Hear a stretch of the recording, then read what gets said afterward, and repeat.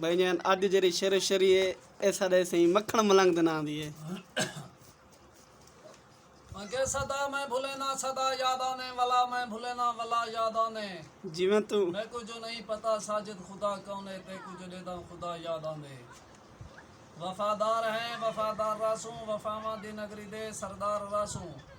जे मोहब्बत करन गुनाह है साकी गुनाहगार हैं गुनाहगार रासूं जिवें उस्ताद जिवें दर्दा मार कुरैश किता सा तख्त कुटाने हासे सुका टुकर यार मिलदा ना हुन संग छिलेनन पुराठे खटड़ा टुटड़ा बिल मिलदा ना हुन पलंग भननन पासे बस मखण मलंग उथई वल जुलू जिथा वाण वटेंदे हासे जिवें तू कल खान मेरे घर आवना हा मैं बिल्कुल ताक वलाया नहीं कंड लई मैं बिस्तर ते सरनाल सिराना लाया नहीं अरमान जवार है लब लाल में सुर्खी नाल की तुम बद कहीं दे नाल अलाया नहीं अरमान जवार है ऊंगल दा जड़ा पप्पू आवना हा ओ आया नहीं जिवें तू उस्ताद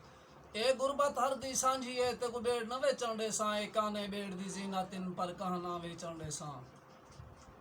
रोटी पींग दा शहद अरमान न कर पर लाना वेचण दे सा सिर वेच के घिन वंगा दे सा पर बहाना वेचण जिवें उस्ताद तू जिवें